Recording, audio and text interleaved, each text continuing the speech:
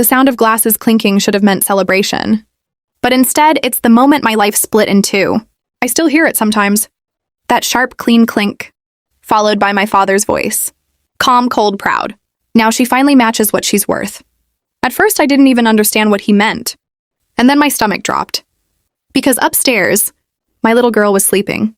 I didn't wait. I didn't ask questions. Something inside me just snapped awake. I ran. I don't even remember taking the stairs. Just the feeling of my heart pounding so loud it drowned everything else out. The hallway felt longer than I remembered. The door to the guest room was closed. That's when everything shifted. My hands were shaking so badly I could barely turn the handle. "Sweetie?" I called out. "Mom's here." No answer. And then I saw it. At first, it didn't make sense. My brain refused to process what my eyes were looking at. There was blood. On the pillow. On her face. My little girl wasn't moving. I dropped to my knees so hard it hurt, but I didn't feel it. Hey, wake up, baby. Come on." My voice didn't even sound like mine. Her face was swollen, bruised, her lips split. Her eyes barely open. She looked unrecognizable. And in that moment, something inside me broke. I grabbed my phone with shaking hands, barely able to dial. 911, what's your emergency? My daughter, she's not waking up. She's bleeding. Please hurry. They kept asking questions, but I could barely hear them. I just kept staring at her, waiting for her chest to stop moving. But what I didn't realize at the time was that the worst part wasn't even what I saw in that room. It was who had done it. It was supposed to be a simple family visit. That's all. A birthday, balloons, cake, smiles that never quite reached anyone's eyes. I almost didn't go. Something in me had been resisting it all week. That quiet voice you ignore because you don't want to seem difficult. But my daughter had been excited. She's my cousin, Mom. I want to go. And I gave in. If you've ever ignored your gut just to keep the peace, you'll understand. The house looked exactly how I remembered. Too perfect. Like no one actually lived there. Everything polished, arranged, controlled. That was my parents. Everything had to look right. Even if nothing was right. The moment we walked in, I felt it again. That familiar tension in my chest. Like I had to shrink just to fit into the room. My father gave me a quick hug. The kind that felt more like a formality. "You're still working that small job?" he asked, like he was checking a box. "Yeah," I said quietly. He nodded like he expected that answer. My mother didn't even greet me first. She looked straight at my daughter. "Oh, you've gotten thinner," she said, smiling in that fake, sweet way. "She's healthy," I replied quickly. But she was already scanning her outfit. "You let her wear that here?" It was just a simple dress. Her favorite one. But suddenly I felt that old embarrassment creeping back in. The same feeling I had growing up.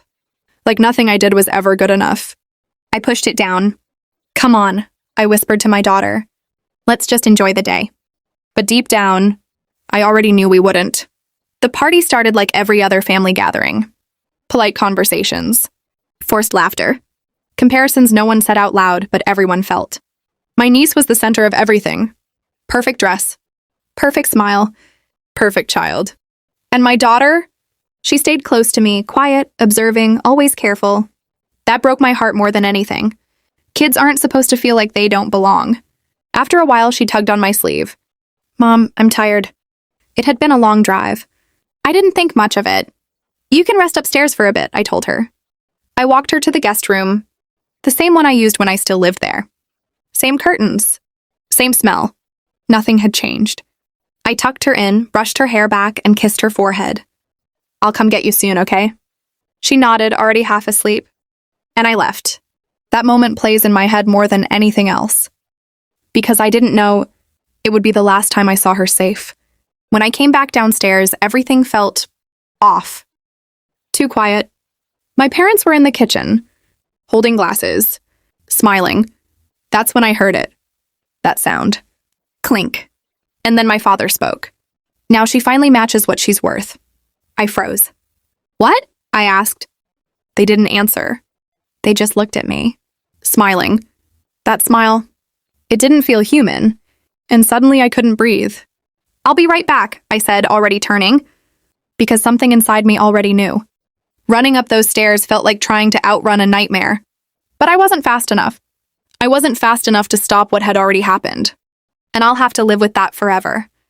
After the ambulance took her, everything became a blur. Lights, sirens, voices. I sat there holding her hand while strangers worked over her tiny body like she was slipping away. "Stay with me," I kept whispering. "Just stay with me." They told me to keep talking. So I did, even when my voice broke, even when I couldn't feel my own hands anymore. Because if I stopped, it felt like she would too. At the hospital, they rushed her away from me. And that's when the silence hit. The kind of silence that feels loud. I was still covered in her blood, just standing there, empty. And then someone said my name. A police officer. She asked me what happened. And for a second, I hesitated, because saying it out loud would make it real. But then I remembered their faces, their smiles. And I said it. I think my parents did this. Even saying those words felt impossible. But it was the truth. And deep down, I think I had always known what they were capable of. I just never thought they'd go this far. Through the glass, I could see doctors surrounding her. Machines, movement, urgency. Every second felt like it stretched forever. My brother showed up not long after. He looked shaken. "They're acting like nothing happened," he told me quietly. "Like you're making it up." Of course they were. That's what people like them do. They rewrite reality until you start questioning your own. But this time, there was evidence. And this time, I wasn't backing down. A doctor finally came out. "She's alive," he said. And I collapsed against the wall. Alive, but not safe. Not yet. They took her into surgery, and I stood there, realizing something I hadn't fully accepted before. That night didn't just change my life. It ended one version of it completely. Because from that moment on, I wasn't their daughter anymore. I was the person who would expose them, no matter what it cost. And what happened next was something I never saw coming. I thought the worst part was over when the surgery doors finally closed. I was wrong. Because the waiting, that's what breaks you. Time didn't move normally in that hospital. Minutes felt like hours, and every time a doctor walked by, my heart would jump into my throat. I hadn't slept. I hadn't eaten. I was just sitting there, holding my daughter's stuffed toy like it was the only thing keeping me grounded. I kept replaying it. That sound. That sentence. That smile. I didn't realize it at the time, but that moment in the kitchen was going to become the most important piece of everything. A police officer came back to sit with me again. She was calm, steady, the kind of person who made you feel like you weren't crazy. "I need you to walk me through it one more time," she said gently. So I did. Every detail. The words, the tone, the look on their faces. When I finished, she paused for a second. "Did anyone else hear it?" "My brother and his wife," I said. "They were there." She nodded. "That matters." At the time, I didn't fully understand why. But that's when everything slowly started to shift. Hours later, my brother came back into the waiting room. He looked different.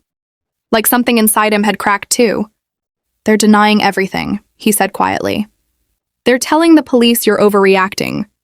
That it was an accident." I let out a small, bitter laugh. Of course they are. That's how it had always been. Growing up, nothing was ever their fault. If something went wrong, it was because I misunderstood. Or I was too emotional. Or I was the problem. And for years, I believed that. But not anymore. Not after what they did to her. The doctor finally came out after what felt like forever. Her face was serious, but not hopeless. "She made it through surgery," she said. I didn't even realize I was holding my breath until that moment. "But she's in critical condition," she continued. "The next day or so will be very important." Critical. That word echoed in my head. I nodded, even though my legs felt like they might give out at any second. "Can I see her?" Just for a moment. Nothing prepares you for seeing your child like that. Machines, tubes, bruises. Her small body looked so fragile, like it didn't belong in that hospital bed. I walked over slowly, like if I moved too fast, something would break. "Hey, baby," I whispered. My voice shook. "I'm here." I leaned down and kissed her forehead carefully, afraid to hurt her even more. "You just have to keep fighting, okay? Just a little longer." They had to pull me away after a few seconds, but those seconds stayed with me, because even though she didn't respond, she was still there. The next couple of days blurred together. Hospital chairs, coffee that tasted like nothing, conversations I barely remembered having, My ex showed up. We hadn't been close in a long time, but in that moment, none of that mattered. "Tell me the truth," he said quietly. "Was it them?" I looked at him and nodded. "They weren't even sorry." He clenched his jaw. "Then they're not getting away with it." There was no hesitation in his voice. And for the first time since everything happened, I didn't feel completely alone. The officer came back with updates. "They've been taken into custody," she said. I blinked. "Custody? We're charging them. Serious charges?" I didn't speak for a second. It didn't feel real. "My parents," I whispered. Even saying that felt strange now. Like the word didn't belong to them anymore. "They could face a very long sentence," she added. "Depending on how your daughter recovers." A long sentence. It sounded like justice. But it didn't feel like enough. Because nothing could undo what they'd done. Then, something happened I'll never forget. It was late. The room was quiet except for the steady sound of machines. I was holding her hand, and I felt it. A small movement. At first, I thought I imagined it. But then, it happened again. "Hey." I leaned forward quickly.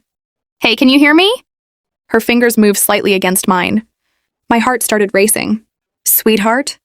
Her eyelids fluttered. Slow, weak. But they opened. "Mom?" she whispered. I broke. Completely. "I'm here, baby." "I'm right here."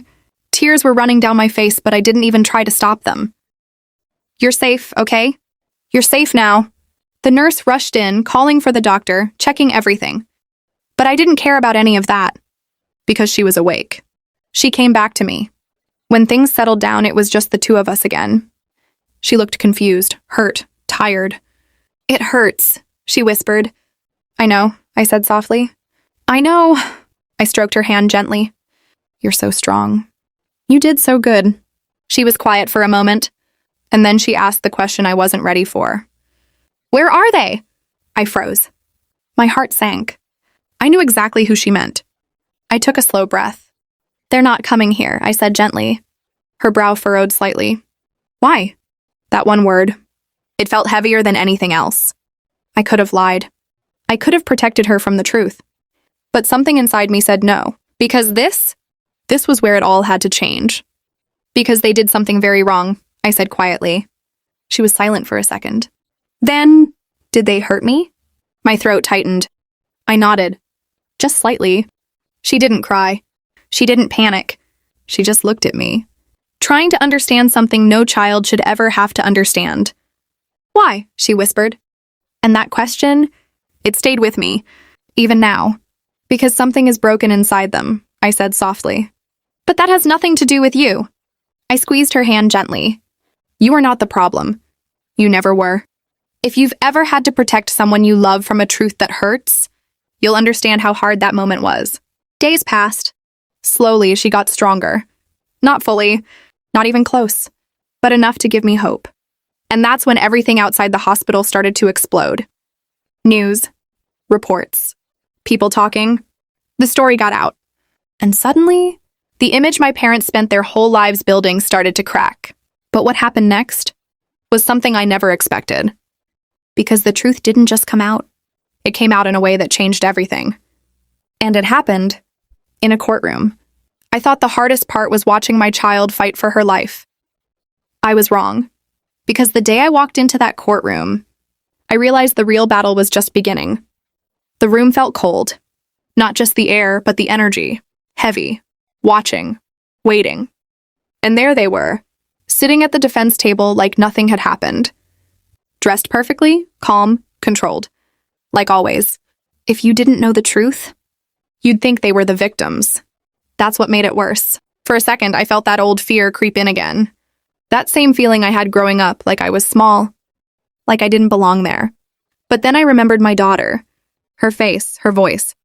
Her question. Why? And just like that, the fear was gone. The trial started the way I expected. Their lawyer spoke first. Smooth voice, confident, like he'd done this 1,000 times. "This is a misunderstanding," he said. "A tragic accident that's being turned into something else." An accident. I clenched my hands so tightly my fingers went numb. He kept talking. About my life. My choices. My past. Trying to paint me as unstable. Emotional. unreliable. For a moment, I could feel the room shifting, like people were starting to doubt. That's when everything inside me screamed, "Don't let them rewrite this." When it was my turn to testify, my heart was racing. But my voice? Steady. Stronger than I expected. I told them everything.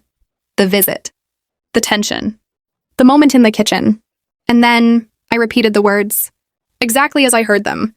He raised his glass, I said, and said she finally matched her worth. The room went quiet. You could feel it. That shift. The prosecutor asked softly, "And how did that make you feel?" I didn't answer right away, because the truth? There aren't enough words for something like that. It didn't feel like a joke, I said finally. It felt like a warning. But what happened next changed everything. The doctor took the stand. She explained the injuries in a way no one could ignore. These were not caused by a fall, she said clearly. There were multiple impacts. Multiple? Not once. Not an accident. On purpose. I saw people in the jury shift in their seats. Some looked away. Some looked angry. And for the first time, I felt like maybe they could actually see it. Then my brother testified. His hands were shaking, but he didn't hold back. "I heard it too," he said. She said only one grandchild mattered. That mattered more than anything. Because it wasn't just my word anymore. It was truth, backed by someone who had nothing to gain from it. Then his wife confirmed it. Same words, same tone, same coldness. And suddenly, the story they were trying to build started to fall apart. But the moment I'll never forget was when my father took the stand. He looked calm, almost confident, like he still believed he could control the narrative. "I love my family," he said softly. That almost made me laugh, because love doesn't look like that. Love doesn't leave a child broken in a bed. The prosecutor stepped forward and asked the question, the one that changed everything. "Did you say those words?" There was a pause, a long one. His lawyer leaned in, whispering something, probably telling him not to answer. But he didn't listen. He looked straight ahead and said, "Yes." The entire room froze. But it was sarcasm, he added quickly. People are twisting it. Too late. Way too late. Because that one word, yes, was all anyone needed. That was the moment everything collapsed. The verdict didn't take long. I sat there barely breathing. Every second felt stretched. When the jury came back, I already knew. I could see it in their faces. Guilty. The word echoed in my head. Again. And again. Guilty. On every charge. I didn't react right away. It didn't feel real. Not until I heard my mother scream. Not until I saw them being pulled away. Not until the sound of chains replaced the sound of those glasses from that night. And suddenly, it was over. People asked me later if I felt relief. If I felt justice. The truth? It wasn't that simple. Because justice doesn't erase what happened. It doesn't take away the fear, or the memories, or the scars. But it does something else. It stops them. And sometimes, that's enough. Life after that wasn't easy. Healing never is. There were nights my daughter would wake up crying. Days when she didn't want to be touched. Moments when I questioned everything. Could I have prevented it? Should I have listened to that voice inside me? But then, something changed. Slowly. Quietly. She started smiling again. Not the same way as before. But real. Genuine. And one day, she handed me a piece of paper. A drawing. 2 stick figures. Holding hands. Under a big sun. "This is us," she said. I felt my throat tighten. Because after everything, that's what she saw. Not the pain. Not the fear. Us. We moved. Started over somewhere quiet. Somewhere safe. And for the first time in my life, I understood what safety actually meant. It wasn't a place. It wasn't a house. It was a feeling. And we built it. Together. One day she asked me something I'll never forget. "Are they still mad at us?" I paused. Because I didn't want her carrying something that wasn't hers. "I don't know," I said gently. "But it doesn't matter anymore." She thought about that for a second. Then smiled. "Good," she said. "Because I like being happy." And just like that, I realized something. They didn't win. They didn't take everything. Because the one thing they could never control was who we chose to become after. If you've ever been made to feel small, unwanted, not enough, I want you to hear this. Your worth isn't decided by the people who hurt you. It never was. And it never will be. That night started with the sound of something breaking. But it didn't end there. Because in the end, we didn't just survive it. We walked away from it. Stronger. Together. And finally, free.